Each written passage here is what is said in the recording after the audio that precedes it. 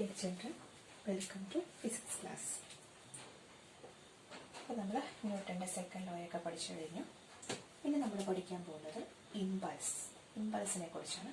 Impulse എന്ന് ഉദ്ദേശിക്കുന്നത് പെട്ടെന്നുള്ള സഡൻ എന്നുള്ളൊരു മീനിങ് ആണ് കേട്ടോ ഇമ്പൾസ് അതുകൊണ്ട് ഉദ്ദേശിക്കുന്നത്.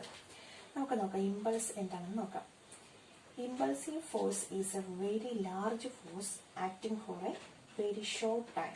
അതായത് വളരെ ചുരുങ്ങിയ സമയം കൊണ്ട് ഷോർട്ട് ഇന്റർവൽ ഓഫ് ടൈമിൽ ആക്ട് ചെയ്യുന്ന ലാർജ് ഫോഴ്സിനെയാണ് നമ്മൾ എന്തെന്ന് പറയുക, ഇമ്പൾസീവ് ഫോഴ്സ് എന്ന് പറയുന്നത്. എന്താണ് ഇമ്പൾസീവ് ഫോഴ്സ് എന്ന് പറഞ്ഞാൽ എന്താണ്? ചുരുങ്ങിയ സമയം കൊണ്ട് അല്ലെ, ഒരു ഷോർട്ട് ടൈമിൽ ഒരു ബോഡിയിലേക്ക് ആക്ട് ചെയ്യുന്ന ലാർജ് ഫോഴ്സ് ആണ് എന്തെന്ന് പറയുന്നത്, ഇമ്പൾസീവ് ഫോഴ്സ് എന്ന് പറയുന്നത്. ഫോർ എക്സാമ്പിൾ നമ്മൾ ചെറിയൊരു എക്സാമ്പിൾ ആയിട്ട് പറയുവാണെങ്കിൽ എന്താണ്, നമ്മളൊരു കല്ലെടുത്തിട്ട് പെട്ടെന്ന് ഇങ്ങനെ ഏതെങ്കിലും ഒരു ഒബ്ജക്റ്റിലേക്ക് എറിയുന്നു. ഓക്കെ, നമ്മളിപ്പോൾ ഒരു മാങ്ങായിനെ നമ്മൾ കല്ല് വെച്ച് എറിഞ്ഞ് ചാടിക്കുകയാണെന്ന് വിചാരിക്കുക. അപ്പം നമ്മളൊരു കല്ലെടുക്കുന്നു, വളരെ സ്പീഡിന് ഇങ്ങനെ എറിയുന്നു അല്ലേ. അപ്പോൾ അവിടുത്തെ ആ എറിയാൻ എടുക്കുന്ന ടൈം എന്ന് പറയുന്നത് കുറച്ചാണ്, പക്ഷെ അതിലേക്ക് കൊടുക്കുന്ന ഫോഴ്സ് എന്ന് പറയുന്നത് നല്ല ശക്തിയിലായിരിക്കും നമ്മൾ എറിയുന്നത് അല്ലേ. ഓക്കെ, ഇനി impulse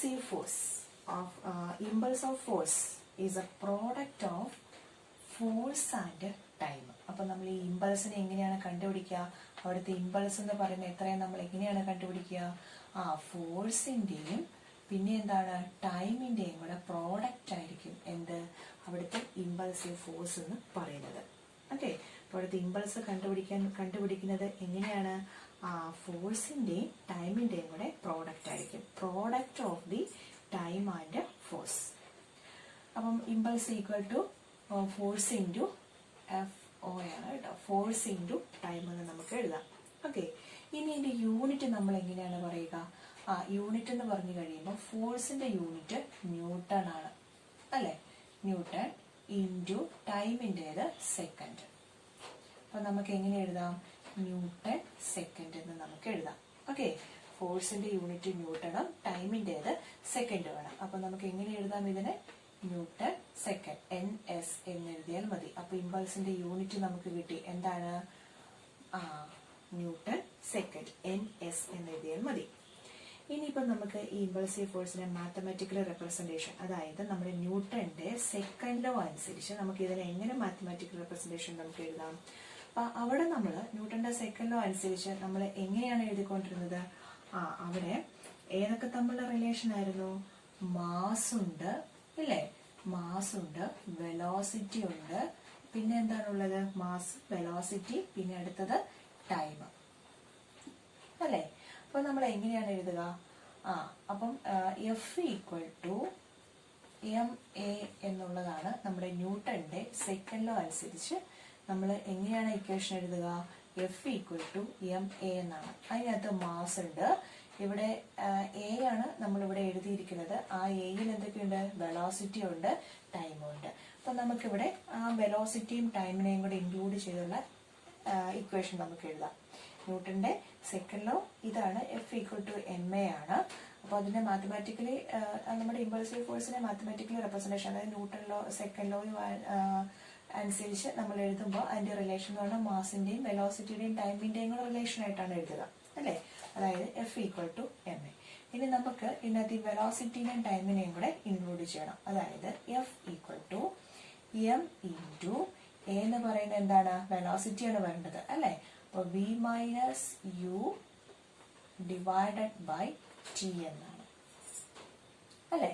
അപ്പൊ അവിടെ വെലോസിറ്റി വന്നു, ടൈം വന്നു. Initial velocity, final velocity minus initial velocity divided by time എന്ന് വന്നു അല്ലെ. ഇനിയിപ്പോ നമുക്ക് ഇതിനെ ഇമ്പൾസിലേക്ക് നമുക്കൊന്ന് ഇമ്പൾസീവ് ഫോഴ്സുമായിട്ടൊന്ന് റിലേറ്റ് ചെയ്ത് എഴുതാം അല്ലെ. അപ്പൊ നമുക്ക് ഇമ്പൾസ് കാണണം. ഇമ്പൾസ് ഈക്വൽ ടു എങ്ങനെ എഴുതാം? ഇമ്പൾസ് എന്താന്നാ പറഞ്ഞത്? ഫോഴ്സിന്റെയും ടൈമിന്റെയും കൂടെ പ്രോഡക്റ്റ് ആണ് അല്ലെ. ഫോഴ്സിന്റെയും ടൈമിന്റെയും കൂടെ പ്രോഡക്റ്റ്. അപ്പൊ നമുക്ക് ഫോഴ്സ് എഫിന് പകരം നമുക്ക് ഏതെഴുതാം? ഈ ഇക്വേഷൻ നമുക്ക് ഇങ്ങോട്ട് എഴുതാം. Okay, impulse equal to force into time ആണ്. F capital F into time ആണ്. നമുക്ക് എങ്ങനെ എഴുതാം? എഫിന് നമ്മൾ ഈ വാല്യൂ സബ്സ്റ്റിറ്റ്യൂട്ട് ചെയ്യുന്നു, എഫിന്റെ വാല്യൂ സബ്സ്റ്റിറ്റ്യൂട്ട് ചെയ്യുന്നു. അതായത് M into V minus U divided by T. അപ്പം എഫിന്റെ വാല്യൂ ആയി ഇൻറ്റു ഈ ടീനെ അതേപോലെ ഇങ്ങോട്ടേക്ക് എഴുതുന്നു ടി. നമുക്കിനി എന്ത് ചെയ്യാം? ടിയും ടിയും കൂടെ ക്യാൻസൽ ചെയ്യാം. ടിയും ടിയും ക്യാൻസൽ ആയി പോയി. ദെൻ ബാലൻസ് എന്നാ ഉണ്ട്? M into V minus U എന്നുണ്ട് അല്ലേ? ഇനിയിപ്പം നമ്മൾ എങ്ങനെയാ ചെയ്യുക? ഈ ബ്രാക്കറ്റിന്റെ വെളിയിൽ കിടക്കുന്നതിനെ ബ്രാക്കറ്റിനുള്ളിലുള്ളതുമായിട്ട് മൾട്ടിപ്ലൈ ചെയ്യണം. M into V minus M into U എന്ന് നമുക്ക് കിട്ടും അല്ലേ? അപ്പം അതായത് ഇത് നമ്മൾ അതിന് മുമ്പത്തെ ക്ലാസ്സിൽ, അതായത് മൊമെന്റത്തിന്റെ ക്ലാസ്സിൽ നമ്മൾ പഠിച്ചാണ്. M V minus M U എന്ന് പറയുന്നത് എന്താണ്? അതൊരു ചേഞ്ച് ഇൻ മൊമെന്റമാണ് അല്ലേ? ചേഞ്ച് ഇൻ മൊമെന്റമാണ് M V minus M U എന്ന് പറയുന്നത്. ഓക്കെ, ഇതൊരു ചേഞ്ച് ഇൻ മൊമെന്റമാണ്. ഇതിനെ നമുക്ക് എന്തെന്ന് വിളിക്കാം? ഈ ചേഞ്ച് ഇൻ മൊമെന്റത്തിനെ നമുക്ക് എന്തെന്ന് വിളിക്കാം? ഇമ്പൾസ് മൊമെന്റം പ്രിൻസിപ്പിൾ എന്ന് വിളിക്കാം. ഓക്കെ, ഇമ്പൾസ് മൊമെന്റം പ്രിൻസിപ്പിൾ എന്ന് നമുക്ക് വിളിക്കാം. ഇനി ഈ ഇമ്പൾസ് മൊമെന്റം പ്രിൻസിപ്പിൾ എന്താണെന്ന് നോക്കാം. It states that a change in momentum of an object is equal to the impulse experienced by it. അതായത് എന്താണ് ഇമ്പൾസ് മൊമെന്റം പ്രിൻസിപ്പിൾ? എന്താണ് പറയുക? ഒരു ഒബ്ജക്റ്റിന്റെ ചേഞ്ച് ഇൻ മൊമെന്റവും പിന്നെ എന്താണ് ആ ഒബ്ജക്റ്റിലേക്ക് എക്സ്പീരിയൻസ് ചെയ്യുന്ന ഇമ്പൾസും എങ്ങനെയായിരിക്കും? ഈക്വൽ ആയിരിക്കും. അതാണ് ചേഞ്ച് ഇൻ മൊമെന്റം എന്ന് പറയുക. ഓക്കെ, അതായത് ഇമ്പൾസ് മൊമെന്റം പ്രിൻസിപ്പിൾ എന്താണ് പറഞ്ഞത്? ഒരു ഒബ്ജക്റ്റിലെ ചേഞ്ച് ഇൻ മൊമെന്റവും ആ ഒബ്ജക്റ്റിലേക്ക് എക്സ്പീരിയൻസ് ചെയ്യുന്ന ഇമ്പൾസും എങ്ങനെയാണ്? ഈക്വൽ ആയിരിക്കും. ഓക്കെ, ഇനി എന്താണ്? ഫോഴ്സും ടൈമും, how will be the ratio between the force and time when the same change in momentum occur? അപ്പം അങ്ങനെയുള്ള കേസിൽ in such a case change of momentum is a constant. അതായത് ratio between the force and time when same change in momentum occur. അങ്ങനെ വരുന്ന കേസിൽ എങ്ങനെയാണ്? അവിടുത്തെ momentum എന്ന് പറയുന്നത്, ചേഞ്ച് ഇൻ മൊമെന്റം എന്ന് പറയുന്നത് കോൺസ്റ്റന്റ് ആയിരിക്കും. അതായത് impulse equal to change in momentum. Impulse എന്ന് പറയുന്നത് എന്താണ്? ഫോഴ്സ് ഇൻറ്റു ടൈം ആണ് ഇമ്പൾസ്. ആ ഫോഴ്സിന്റെയും ടൈമിന്റെയും പ്രോഡക്റ്റ് എന്ന് പറയുന്നത് അവിടുത്തെ ചേഞ്ച് ഇൻ മൊമെന്റുമായിട്ട് ഈക്വൽ ആയിരിക്കും. അതായത് കോൺസ്റ്റന്റ് ആയിരിക്കും, അവിടുത്തെ വ്യത്യാസമൊന്നും വരുന്നില്ല. F into T equal to a constant. അതൊന്നും കൂടെ നോക്കാം. അടുത്ത ഇമ്പൾസ് എന്ന് പറയുന്നത് അല്ലെ? ഇമ്പൾസ് എന്ന് പറയുന്നത് എന്താണ് പറഞ്ഞത്? Equal to change in momentum അല്ലെ? ചേഞ്ച് ഇൻ മൊമെന്റം ആണ്. ഇമ്പൾസ് എന്ന് പറയുന്നതും ചേഞ്ച് ഇൻ മൊമെന്റം എന്ന് പറയുന്നതും ഈക്വൽ ആയിരിക്കും. അപ്പോൾ ഇമ്പൾസ് എന്ന് പറഞ്ഞു കഴിയുമ്പോൾ നമുക്കറിയാം ഫോഴ്സ് ഇൻറ്റു ടൈം ആണ്. ഈ ഫോഴ്സ് ഇൻറ്റു ടൈം എന്ന് പറയുന്നത് ചേഞ്ച് ഇൻ മൊമെന്റോ ഈക്വൽ ആയിരിക്കും. നമുക്ക് എഴുതാം F into T equal to a constant. അതായത് അവിടുത്തെ ചേഞ്ച് ഇൻ മൊമെന്റോ എന്ന് പറയുന്നത് ഒരിക്കലും മാറുന്നില്ല, അതെപ്പോഴും എങ്ങനെയായിരിക്കും? കോൺസ്റ്റന്റ് ആയിരിക്കും. ഓക്കെ, അപ്പൊ നമുക്ക് എങ്ങനെ എഴുതാം? F is proportional to 1/t. 1/t. അതെങ്ങനെ വരും? when change of momentum is a constant. അതായത് ഇവിടുത്തെ ഈ ചേഞ്ച് ഇൻ മൊമെന്റം എന്ന് പറയുന്നത് കോൺസ്റ്റന്റ് ആണ്, അതിന് വ്യത്യാസമൊന്നും വരുന്നില്ല എന്ന് പറഞ്ഞു അല്ലെ? ഇമ്പൾസ് എന്ന് പറയുന്നത് നമുക്കറിയാം ഫോഴ്സിന്റെയും ടൈമിന്റെയും കൂടെ പ്രോഡക്റ്റ് ആണ് ഇമ്പൾസ്. ഇവിടെ അങ്ങനെ വരുന്ന കേസിൽ നമുക്കിവിടെ ഈ മൊമെന്റത്തിന് ചേഞ്ചസ് ഒന്നും വരുന്നില്ല, അത് എപ്പോഴും കോൺസ്റ്റന്റ് ആയിട്ട് തന്നെയാണ് ഇരിക്കുക. അപ്പൊ അങ്ങനെ വരുമ്പോൾ F into T equal to a constant, that is F is proportional to 1/t. 1/t. അതെങ്ങനെയാണ് F is proportional to 1/t വന്നത് നോക്കാം. When a change of momentum is a constant, the force acting on a body will be inversely proportional to the time taken. അതായത് ഇവിടുത്തെ momentum, change in momentum എന്ന് പറയുന്നത് constant ആണ്. അങ്ങനെ വരുമ്പോൾ എങ്ങനെയായിരിക്കും? The force acting on a will be inversely proportional to the time taken. അതിന് ഒരു ഒബ്ജക്റ്റിലേക്ക് ഫോഴ്സ് ചെയ്യാൻ എടുക്കുന്ന ടൈമും പിന്നെ ആ ബോഡിയിലേക്ക് ആക്ട് ചെയ്യുന്ന ഫോഴ്സും എങ്ങനെയായിരിക്കും? ഇൻവേഴ്സ്ലി പ്രപ്പോർഷണലായിരിക്കും. അതാണ് ഇങ്ങനെ കൊടുത്തിരിക്കുന്നത്. അതായത് ഫോഴ്സും ടൈമും ഇൻവേഴ്സ്ലി പ്രപ്പോർഷണലാണ്. അതായത് നമ്മളിവിടെ കൊടുക്കുന്നത് ഹൈ ഫോഴ്സ് ആണെങ്കിൽ high force very short interval of ടൈമിലായിരിക്കും നമ്മൾ കൊടുക്കുക, അല്ലെ? ഏറ്റവും കുറഞ്ഞ സമയം കൊണ്ട് കൊടുക്കുന്ന ഹൈ ഫോഴ്സ്, അല്ലെ? അപ്പൊ ഇവിടെ ടൈം കുറവാണെങ്കിൽ ഫോഴ്സ് കൂടുതലാണ്. ഓക്കെ, അതാണ് ഇവിടെ ഒന്ന് കൂടുമ്പോൾ മറ്റേത് കുറവാണ്. അതാണ് ഇവിടെ ഇൻവേഴ്സ്ലി പ്രപ്പോർഷണൽ വന്നിരിക്കുന്നത്. Okay, F is inversely proportional to 1/t. ഇവിടെ ഇൻവേഴ്സ്ലി ആയതുകൊണ്ടാണ് 1/t എന്ന് വന്നിരിക്കുന്നത്. ഓക്കെ, മനസ്സിലായില്ലേ? അതായത് F is inversely proportional to 1/t. അതായത് നമ്മൾ വളരെ ചുരുങ്ങിയ സമയം കൊണ്ട് കൊടുക്കുന്ന വലിയ ഫോഴ്സ് ആണ് ഇമ്പൾസ് എന്ന് പറഞ്ഞില്ലേ? അപ്പോൾ വെരി ഷോർട്ട് ഇന്റർവെൽ ഓഫ് ടൈമിൽ കിട്ടുന്ന ഹൈ ഫോഴ്സ് ആണ് അതിന്റെ ഇമ്പൾസ് എന്ന് പറയുന്നത്. ഓക്കെ, അതാണ് F is inversely proportional to 1/t എന്ന് പറഞ്ഞിരിക്കുന്നത്. ഇനി നമുക്ക് അതിന്റെ എക്സാമ്പിൾ നോക്കാം. നമ്മൾ ഈ ക്രിക്കറ്റ് ബോളൊക്കെ ക്യാച്ച് എടുക്കാറുണ്ട്, അല്ലേ? ക്യാച്ച് പിടിക്കാറുണ്ടല്ലോ. അപ്പോൾ നമ്മൾ എങ്ങനെയാണ്, ക്രിക്കറ്റ് കളിക്കുന്നവർക്കും കണ്ടിട്ടുള്ളവർക്കൊക്കെ അറിയാം, ക്യാച്ച് എടുക്കുന്ന സമയത്ത് നമ്മൾ ആ ബോൾ ഇങ്ങ് വരുന്ന അനുസരിച്ച് എങ്ങനെയാണ് കൈ ഇങ്ങനെ ബാക്കിലേക്ക് ഇങ്ങനെ മൂവ് ചെയ്യിച്ചുകൊണ്ട് പോകുന്നത് കണ്ടിട്ടില്ലേ? അത് എന്തിനാണ്? അവിടെ ആ ക്രിക്കറ്റ് ബോളിന് തന്നെ നല്ലൊരു വെയിറ്റ് ഉണ്ട്. അവിടുന്ന് നമ്മൾ ബാറ്റ് വെച്ച് ഹിറ്റ് ചെയ്ത് കഴിയുമ്പോഴത്തേക്കിനും നല്ലൊരു ഫോഴ്സിലാണ് ആ ബോൾ നമ്മുടെ അടുത്തേക്ക് വരുന്നത്, അല്ലേ? അപ്പം ആ ബോളിന് നല്ല ഹൈ ഫോഴ്സ് ആണുള്ളത്. ആ ബോള് നമ്മുടെ കയ്യിലേക്ക് വരുമ്പോൾ നമ്മൾ ഇങ്ങനെ തന്നെ പിടിച്ചുകൊണ്ടിരിക്കുവാണെങ്കിൽ നല്ല ഹൈ ഫോഴ്സ് നമ്മുടെ ഹാൻഡിലേക്ക് വന്നു കഴിയുമ്പോൾ എന്താ സംഭവിക്കുക? കൈക്ക് നല്ല ഡാമേജ് ഒക്കെ സംഭവിച്ചു കഴിയും. കൈ ഇവിടെ ഒക്കെ ഒടിഞ്ഞെന്നൊക്കെ ഇരിക്കും, അല്ലേ? അതേസമയം നമ്മളിങ്ങനെ കൈ ഇങ്ങനെ ബാക്കിലേക്ക് ഇങ്ങനെ മൂവ് ചെയ്യിച്ചുകൊണ്ടിരിക്കുവാണെങ്കിൽ അവിടെ ആ ബോള് നമ്മുടെ കൈക്കുള്ളിൽ റെസ്റ്റിലാവാനുള്ള ടൈം ഇൻക്രീസ് ചെയ്യുവാണ്, അല്ലേ? അപ്പം ഇങ്ങനെ പിടിക്കേണ്ട ബോള് നമ്മളിങ്ങനെ കൈ ഇങ്ങനെ ബാക്കിലേക്ക് വലിച്ച് ഇങ്ങനെ മൂവ് ചെയ്യിച്ചുകൊണ്ടിരിക്കുന്ന അനുസരിച്ച് ആ ബോള് ഒന്ന് നമ്മുടെ കൈക്കുള്ളിൽ റെസ്റ്റിലാവാനുള്ള ടൈം ഇൻക്രീസ് ചെയ്യുന്നു, അല്ലെ? അപ്പൊ ടൈം കൂടുന്നതനുസരിച്ച് അവിടുത്തെ ഫോഴ്സ് റെഡ്യൂസ് ചെയ്യുന്നു, അല്ലെ? അപ്പോൾ ഒരു ടൈം ഇൻക്രീസ് ചെയ്തപ്പോൾ ഫോഴ്സ് റെഡ്യൂസ് ചെയ്തു. അതാണ് ഇവിടെ പറഞ്ഞിരിക്കുന്നത്. F is inversely proportional to 1/t. ഫോഴ്സും ടൈമും എങ്ങനെയായിരിക്കും?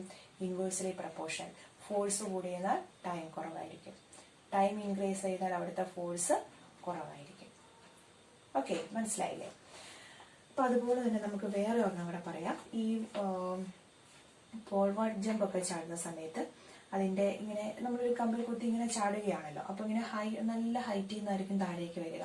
അപ്പൊ അങ്ങനെ താഴേക്ക് വന്ന് വീഴുന്ന സമയത്ത് അവിടെ ഉള്ളവർക്ക് ഈ ഫോം ബെഡൊക്കെ ഇങ്ങനെ അറേഞ്ച് ചെയ്ത് കൊടുക്കാറുണ്ട്. അതെന്തിനു വേണ്ടിയിട്ടാണ് ഫോം ബെഡൊക്കെ അറേഞ്ച് ചെയ്ത് കൊടുക്കുക? അപ്പം അങ്ങനെ നല്ല മുകളിൽ നിന്ന് താഴേക്ക് വരുമ്പോഴത്തേക്കും നല്ല ഹൈ ഫോഴ്സിലാണ് വരുന്നത്, അല്ലെ? മുകളിൽ നിന്ന് താഴേക്ക് പോരുമ്പോൾ ഫ്രീ ഫാള് ഇങ്ങനെ പറക്കുന്ന പോലത്തെ ഒരു ഫീലൊക്കെ ആയിരിക്കും നമുക്ക് തോന്നുക മുകളിൽ താഴേക്ക് പോരുമ്പോൾ. അപ്പം ഇങ്ങനെ താഴേക്ക് വരുമ്പോൾ അപ്പം ഫോം ബെഡൊന്നും ഇട്ടിട്ടില്ല എങ്കിലും നേരെ വന്ന് താഴേക്ക് വീണ് കഴിയുമ്പോൾ എന്താ സംഭവിക്കുക? ചിലപ്പോൾ കൈയും കാലൊക്കെ ഓടിയോ അല്ലെങ്കിൽ എന്തെങ്കിലുമൊക്കെ സംഭവിച്ചുകൊണ്ടിരിക്കും. അപ്പോൾ ഫോം ബെഡ് ഇട്ടിട്ടുണ്ടെങ്കിൽ നമ്മൾ ആ ബെഡിലേക്ക് വന്ന് ഇരിക്കുന്ന സമയം എന്താണ് സംഭവിക്കുക? ആ ബെഡ് താഴേക്ക് അങ്ങോട്ട് ജസ്റ്റ് ഒന്ന് താഴേക്ക് പോയതിനു ശേഷമാണ് പൊങ്ങി വരിക, അല്ലെ? അപ്പൊ അങ്ങനെ കൊടുക്കുന്നത് അവിടുത്തെ താഴേക്ക് ഇങ്ങനെ പോകുന്ന അനുസരിച്ച് അവിടുത്തെ ടൈം ഇൻക്രീസ് ചെയ്യുക. നമ്മൾ റെസ്റ്റിലാവാനുള്ള ടൈം ഇൻക്രീസ് ചെയ്യുന്നു. അപ്പൊ അവിടുത്തെ ഫോഴ്സ് റെഡ്യൂസ് ചെയ്ത് വരുന്നു. ഓക്കെ, വേറെ ഒരെണ്ണം നമ്മുടെ ഈ ഗ്ലാസുകളൊക്കെ പാക്ക് ചെയ്ത് ഒരു സ്ഥലത്തേക്ക് ഇങ്ങനെ നമ്മളിങ്ങനെ കൊണ്ടുപോകുമ്പോൾ എന്താണ് കൊളീഷൻ, ഈ കൂട്ടിയിടിച്ച് പൊട്ടാതിരിക്കാൻ വേണ്ടിയിട്ട് ആ ഗ്ലാസുകൾക്കിടയിൽ നമ്മൾ ഹെയോ അല്ലെങ്കിൽ സ്പോഞ്ചസോ ഈ കച്ചിയോ ഈ ചെറിയ പുല്ലുകളൊക്കെ കണ്ടിട്ടില്ലേ, കച്ചി എന്നൊക്കെ പറയുന്നത്, അങ്ങനത്തെ ഹെയോ അല്ലെങ്കിൽ സ്പോഞ്ചസ് ഒക്കെ ഇടയ്ക്ക് ഇങ്ങനെ ഫില്ല് ചെയ്ത് വെക്കാറുണ്ട്. അതെന്തിനു വേണ്ടിയിട്ടാണ്?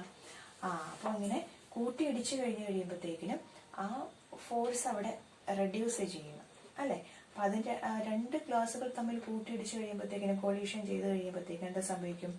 അവിടുത്തെ ഷോർട്ട് ഇന്റർവെല്ലിൽ നല്ല ഹൈ ഫോഴ്സ് ആണ് കൊടുക്കുക. അപ്പൊ അത് തമ്മിൽ പൊട്ടി തകർന്നപ്പോൾ ബ്രോക്കൺ ആവാനുള്ള സാധ്യതയുണ്ട്, അല്ലെ? അപ്പൊ അതേസമയം അതിനിടയിൽ സ്പോഞ്ചോ എന്തെങ്കിലും വെക്കുവാണെങ്കിൽ ഇങ്ങനെ വന്ന് കൂട്ടിയിടിച്ചു കഴിഞ്ഞാലും എന്താ സംഭവിക്കുക? ആ സ്പോഞ്ചിലേക്കായിരിക്കും വന്നിടിക്കുക, അല്ലെ? സ്പോഞ്ചിന് വലിയ ഫോഴ്സ് ഒന്നും കൊടുക്കുന്നില്ല. അപ്പൊ എന്ത് സംഭവിക്കും? ആ സ്പോഞ്ചുമായിട്ട് ഇങ്ങനെ കോണ്ടാക്ട് വന്ന് കഴിയുമ്പോഴത്തേക്കിനും അവിടുത്തെ ആ ഫോഴ്സ് റെഡ്യൂസ് ചെയ്യുന്നു, അല്ലെ? പിന്നെ അടുത്തത് ഈ കരാട്ടെ എക്സ്പേർട്സ് ഒക്കെ എന്താണ് ഈ നല്ല ഹൈ സ്പീഡിൽ കൈയൊക്കെ നല്ല ഹൈ സ്പീഡിൽ ഇങ്ങനെ പിടിച്ച് ബ്രിക്കൊക്കെ കട്ടകളൊക്കെ ഇടിച്ചു പൊട്ടിക്കുന്നത് നമ്മൾ കണ്ടിട്ടുണ്ട് അല്ലേ. അപ്പൊ അതിങ്ങനെ സംഭവിക്കാം. അപ്പൊ അവിടുത്തെ ഹൈ സ്പീഡിലാണ് വരിക അല്ലെ. അപ്പൊ സ്പീഡ് കൂടുമ്പോൾ എന്താണ് അവിടുത്തെ ടൈം എന്ന് പറയുന്നത് വളരെ കുറച്ച് സമയമാണുള്ളത്. ഇങ്ങനെ ഇടിച്ചു കഴിയുമ്പോഴത്തേക്ക് നല്ല ടൈം വളരെ കുറവാണ്, കുറച്ച് സമയം എടുക്കുന്നുള്ളൂ ഇനി ഇടിക്കാൻ വേണ്ടിയിട്ട്. പക്ഷെ ആ ടൈം കുറയുന്നതനുസരിച്ച് അവിടുത്തെ ഫോഴ്സ് എന്ന് പറയുന്നത് എങ്ങനെയായിരിക്കും? ഫോഴ്സ് ഹൈ ഫോഴ്സ് ആണ്. പറഞ്ഞ മനസ്സിലായോ? നിങ്ങൾ കണ്ടിട്ടൊക്കെ അല്ലേ നമ്മൾ ഈ ബ്രിക്കൊക്കെ ഈ കരാട്ടെ എക്സ്പേർട്സ് ഒക്കെ ഇങ്ങനെ ഇടിച്ചു പൊട്ടിക്കുന്നത് കണ്ടിട്ടില്ലേ? അപ്പൊ അങ്ങനെ കൈ ഭയങ്കര ശക്തിയായിട്ടായിരിക്കും ഇങ്ങനെയായിരിക്കും ഇടിക്കുക ആണല്ലോ. അപ്പൊ അങ്ങനെ നല്ല ഹൈ സ്പീഡിൽ ഇടിച്ചു കഴിഞ്ഞ് കഴിയുമ്പോൾ അവിടെ സ്പീഡ് കൂടുതലാണ്, മീൻസ് ടൈം വളരെ കുറവാണ് അല്ലെ. ടൈം വളരെ കുറവാണ്. അപ്പൊ പക്ഷെ ടൈം കുറയുന്നതനുസരിച്ച് അവിടുത്തെ ഫോഴ്സ് എന്ന് പറയുന്നത് ഭയങ്കര ഹൈ ആയിരിക്കും അല്ലെ. അപ്പൊ ഫോഴ്സ് ഹൈ ആയതുകൊണ്ട് ടൈം കുറവാകുമ്പോൾ ഫോഴ്സ് ഭയങ്കരമായിട്ട് ഹൈ ആയിരിക്കും. ഓക്കെ, അപ്പം ഇപ്പൊ ക്ലിയർ ആയില്ലേ? F is inversely proportional to 1/t എന്ന് വന്നത് ക്ലിയർ ആയില്ലേ? ഓക്കെ, അപ്പം when the change of momentum is a constant, the force acting on a body will be inversely proportional to the time taken. അപ്പോൾ ഒരു കാര്യം ഓർത്തിരിക്കുക, ടൈമും ഫോഴ്സും എപ്പോഴും എങ്ങനെയായിരിക്കും? ഇമ്പൾസിന്റെ കേസിൽ ഇൻവേഴ്സ്ലി പ്രപ്പോർഷണൽ ആയിരിക്കും. ഫോഴ്സ് കൂടുതലാണെങ്കിൽ അവിടുത്തെ ടൈം എന്ന് പറയുന്നത് വളരെ ഷോർട്ട് ഇന്റർവെൽ ആയിരിക്കും. ടൈം ഇൻക്രീസ് ചെയ്തെന്നാൽ അവിടുത്തെ ഫോഴ്സ് ഡിക്രീസ് ചെയ്യും. ഓക്കെ, അതിന് എക്സാമ്പിൾ ആണ് ടൈം ഇൻക്രീസ് ചെയ്യുന്നതനുസരിച്ച് ഫോഴ്സ് ഡിക്രീസ് ചെയ്യുന്നതിന് എക്സാമ്പിൾ ആണ് നമ്മൾ ക്രിക്കറ്റ് ബോൾ പിടിക്കുക എന്ന് പറഞ്ഞത് അല്ലെ. പിന്നെ ടൈം കുറയുന്നതനുസരിച്ച് ഫോഴ്സ് ഇൻക്രീസ് ചെയ്യുന്നതിന് ഒരു എക്സാമ്പിൾ വേണമെങ്കിൽ കരാട്ടെ എക്സ്പേർട്സും ബ്രിക്കൊക്കെ ഇടിച്ചു പൊട്ടിക്കുന്നത് അല്ലേ, അത് വേണമെങ്കിൽ എക്സാമ്പിൾ ആയിട്ട് എടുക്കാം. ഓക്കെ, അപ്പോൾ ഇമ്പൾസ് എന്താണെന്ന് കൃത്യമായി ക്ലിയർ ആയല്ലോ അല്ലേ. ഓക്കെ, നമുക്ക് നെക്സ്റ്റ് ടോപ്പിക്ക് അടുത്ത ക്ലാസ്സിൽ പഠിക്കാം. Okay, thank you.